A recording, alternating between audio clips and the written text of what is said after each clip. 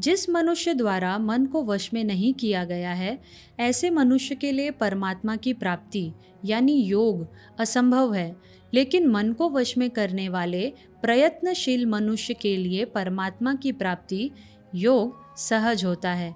ऐसा मेरा विचार है। परमात्मा की प्राप्ति क्या है? योग है।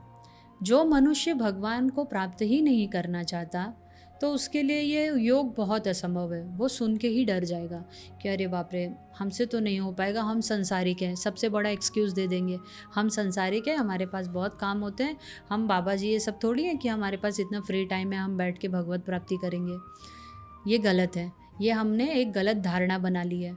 और ये भी धारणा बहुत गलत बना ली है कि जो भगवान के मार्ग पे चलता है उससे ये संसार छूट जाता है, वो बाबा जी बन जाता है। ये सबसे बड़ा गलत विचार है। भगवान, जब तक हम अपने शास्त्रों का, अपने ग्रंथों का अध्ययन नहीं करेंगे, भगवान की बातों को जानेंगे नहीं, समझेंगे नहीं, तब तक हमें जो असली ज्ञान है वो उदय नहीं होगा। कहीं सुनी बातों को हम सुनते हैं और उसे अपने जीवन में बैठा लेते हैं। इसलिए बहुत ज़रूरी है अपने ग्रंथों का अध्ययन करना और वहाँ से जो एक्चुअल नॉलेज है, देखो जितने भी शास्त्र हैं, शास्त्र क्या है? भगवान श्री कृष्ण ही हैं और उनकी जो वाणी है वही शास्त्र है। तो इसीलिए हमें अपने शास्त्रों पर, अपने ग्रंथों पर, वेद पुराणों पर कभी भी अविश्वास नहीं करना चाहिए कि ऐसा कुछ भी नहीं होता। सब होता है और हम विश्वास नहीं करते। इसीलिए कलयुग का ये असर है कि आप देखिए, आप इस जन्म में कैसे भी रह रहे हो लेकिन आपके ऊपर बहुत दुख है, कुछ ना कुछ प्रॉब्लम्स लगी ही रहती हैं। क्यों? क्योंकि हम अपने शास्त्रों को फॉलो नहीं करते, मानते नहीं, स्वीकारते नहीं।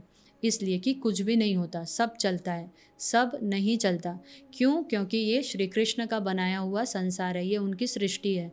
तो जैसे हम भारत देश में रहने के लिए संविधान लागू है ना, संविधान को फॉलो करते हैं, कानून है, नियम तोड़ने पे हमें दंड मिलता है, तो ठीक उसी तरीके से ये पूरी सृष्टि, पूर्ण ब्रह्मांड, ये श्री कृष्ण का संविधान है बनाया हुआ। अगर हम श्री कृष्ण के कानून को नहीं फॉलो करेंगे तो दंड हमें मिलेगा ही। फिर नर्क, स्वर्ग, पाताल सबकी प्राप्ति होगी और 84 के चक्र में हम यूं ही फंसे रहेंगे।